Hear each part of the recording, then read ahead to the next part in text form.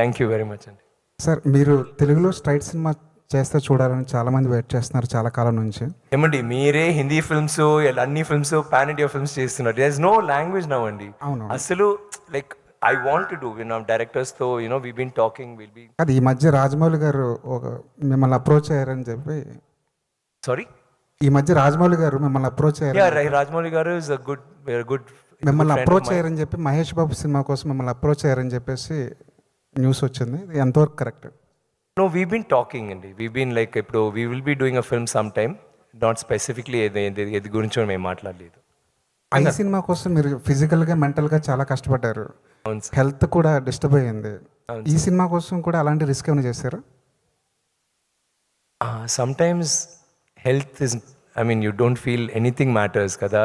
భోజనం, డబ్బులు, nothing. You feel just on fire. ఇది చేయాలి అంటే కదా. అండ్ ఆల్ యువర్ లైఫ్ మీరు ఒక నటన్గా ఒక రోల్ చేసినప్పుడు you enjoying what you do.